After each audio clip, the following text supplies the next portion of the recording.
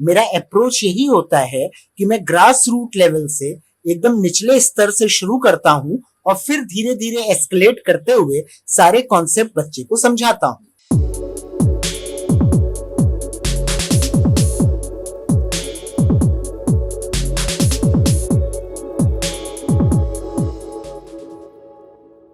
हमारे साथ मौजूद है UPSC physics and economics optional की one of the best faculty mister Pratik Tripathi sir.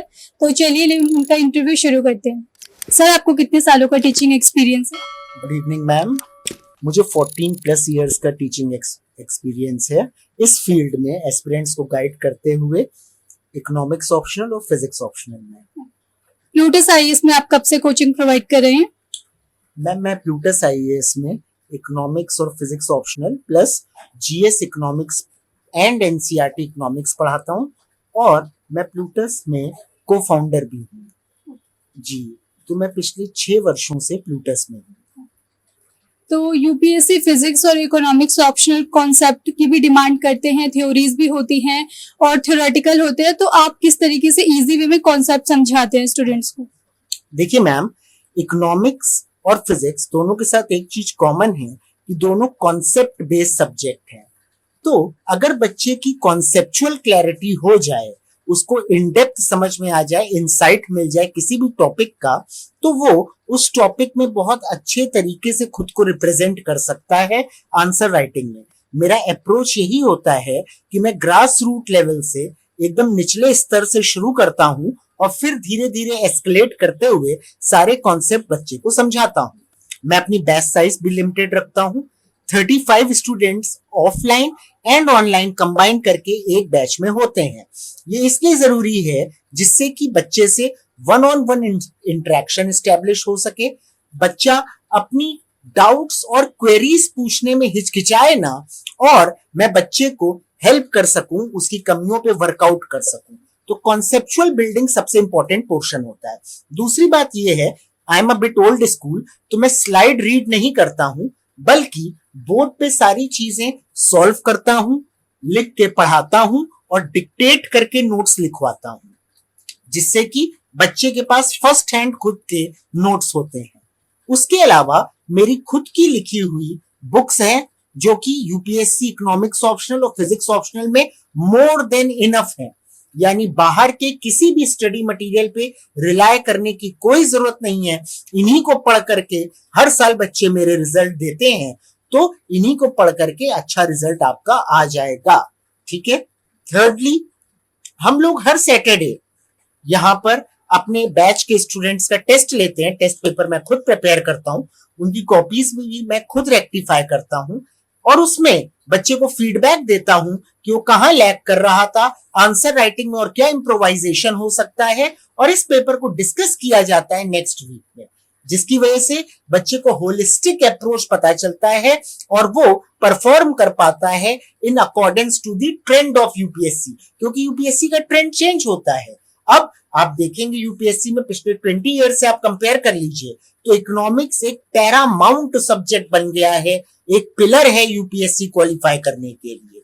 तो अगर आपको यूपीएससी क्वालिफाई करना है और आप सीरियस एस्पिरेंट हैं तो इकोनॉमिक्स ऑप्शनल आपके लिए बेस्ट अपॉर्चुनिटी है। दूसरी बात, मार्केट में ये र्यूमर है, हवा फैलाया गया है कि इकोनॉमिक्स बड़ा कठिन है, तो उसमें मेरा सीधा सा आंसर होता है कि कठिन तो यूपीएससी भी है, लेकिन जो सब्जेक्ट इतना इसेंशियल है, जिसपे यूपीएससी लगातार क्वेश्चन पूछ रहा है, प्रीलिम्स में nearly 1/4 of the question economics से आते हैं, जीएस पेपर 3 इकोनॉमिक्स से आता है, 45% करंट अफेयर्स इकोनॉमिक्स से आते हैं, हर साल एक ऐसे इकोनॉमिक्स से आता है। उसके अलावा इंटरनेशनल रिलेशन का बैकग्राउंड भी इकोनॉमिक्स पर होता है। और अगर आप पेपर 6 एंड 7 ऑप्शनल में आप इकोनॉमिक्स लेते हैं तो नियरली 50% ऑफ योर रिटर्न तो इकोनॉमिक्स ने कवर कर लिया मेंस का।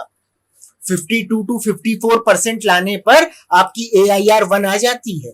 एक सब्जेक्ट आपको 50% मार्क्स दे रहा है, इतना रेलेवेंट सब्जेक्ट है, उसको अगर आप इन डेप्थ पढ़ लेंगे तो आपके सिलेक्शन की चांसेस और प्रोबेबिलिटी मैनी फोल्ड इंक्रीज कर जाती है। करंट अफेयर्स भी काफी इंपॉर्टेंट होते हैं प्रीलिम्स और मेंस दोनों में, तो आप अपने सब्जेक्ट का लिंक करंट अफेयर्स से किस तरह करते हैं? देखिए मैम, जहां तक इकोनॉमिक्स की बात है, मैंने अभी आपको बताया कि 45% of the current affairs economic affairs होते हैं। तो अगर आपको इकोनॉमिक्स के कॉन्सेप्ट आते हैं, फिर उन कॉन्सेप्ट्स को जो भी कॉन्टेक्स्ट हो करंट अफेयर का, उसमें अप्लाई करके आप उनका निष्कर्ष निकाल सकते हैं। और यही मेरा अप्रोच होता है टीचिंग में। मोडस ऑपरेंडाई यही है कि मैं कॉन्सेप्चुअल क्लैरिटी देने के बाद उसका एप्लीकेशन रेलेवेंट टॉपिक जो करंट अफेयर्स के हैं उससे रिलेट करके बताता हूँ। पीवाईक्यूज कैसे सॉल्व करवाए जाते हैं क्लासेस में? मैम, मैं 30 इयर्स के पीवाईक्यू सॉल्व करवाता हूँ। हमारे यहाँ जो स्टडी मटेरियल मिलता है, जो मैंने अभी बताया मैं लिखता हूँ, उसमें एक बुक पीवाईक्यू की है। टॉपिक वाइज पेपर 1 पेपर 2 के पीवाईक्यूज हैं और वो पूरी किताब मैं अपने क्लासेस में सॉल्व करवाता हूँ। यानी 30 इयर्स के पीवाईक्यू टॉपिक वाइज कवर होते हैं, आंसर भी बच्चे लिखते हैं और फिर मैं उनको मॉडल आंसर्स देता हूँ उसके, both in physics as well as in economics. Time management भी बहुत इंपॉर्टेंट होता है, तो स्टूडेंट्स को टाइम मैनेजमेंट कैसे करना चाहिए अपनी ओवरऑल प्रिपरेशन के दौरान? देखिए मैम, इस सिनेरियो में सबसे इंपॉर्टेंट चीज है सेल्फ स्टडी। आपको अपना टाइम ऐसे मैनेज करना है कि सेल्फ स्टडी के लिए आपके पास, मैं नहीं कहता 12 घंटे की सेल्फ स्टडी करो, हाँ ये जरूर कहता हूं कि डेली आपने जो पढ़ा एक बार घर जाकर के वो पूरा रिवाइज करके आपको लिखना होगा। अगर आप इतना टाइम मैनेज नहीं कर पाते हैं तो आपके लिए प्रॉब्लम हो जाएगी। जितने भी सब्जेक्ट आपने दिन में पढ़े रोज बेसिस पे, आपको इसमें पीछे नहीं हटना है, आपको छोड़ना नहीं है। जहां आपने ढील छोड़ी वो पाइलअप होना शुरू हो जाएगा। तो इतना टाइम जरूर निकालें अपने डेली रूटीन से कि जो आपको पढ़ाया गया आप घर जाके उसे रिवाइज कर सके और उसे जॉट डाउन कर सके। तो आप अपने आप आगे बढ़ते चले जाएंगे और रिजल्ट ही इस चीज को प्रूफ कर देगा। नेक्स्ट मंथ यूपीएससी प्रीलिम्स है, तो इस लास्ट मिनट में आप क्या प्रिपरेशन टिप्स देना चाहेंगे स्टूडेंट्स को?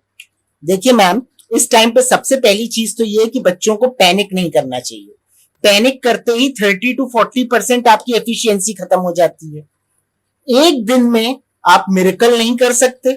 अगर आपने साल भर काम किया है तो एक दिन का कोई फर्क नहीं पड़ता, और अगर आपने साल भर काम नहीं किया है तो एक दिन में कुछ नहीं हो पाएगा। अपनी मेहनत पर विश्वास रखिए, प्रोसेस पर विश्वास रखिए। आपने अगर हार्डवर्क पुट इन किया है तो रिजल्ट आएगा ही आएगा।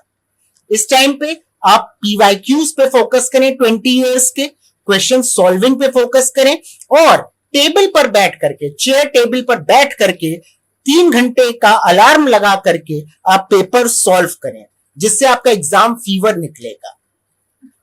कई बार गलत ऑप्शनल चूज करने की वजह से भी स्टूडेंट्स जो हैं वो मेंस में रह जाते हैं, तो ऑप्शनल चूज करते हुए उन्हें किन चीजों का ध्यान देना चाहिए?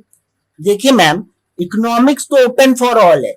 आपका बैकग्राउंड हो ना हो इकोनॉमिक्स में आप ले सकते हैं। क्यों ले?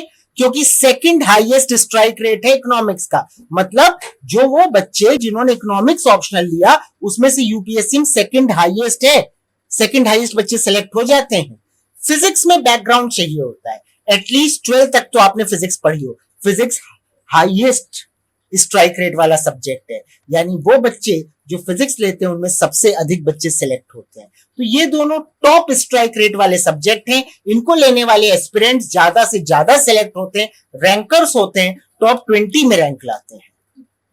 प्लूटस आईएएस में आप काफी समय से पढ़ा रहे हैं, तो आपको प्लूटस आईएएस बाकी अन्य कोचिंग से किस तरह अलग लगता है? देखिए मैम, प्लूटस आईएएस बच्चों की ग्रोथ पे ज्यादा ध्यान देता है इसके बजाय व्यापार के।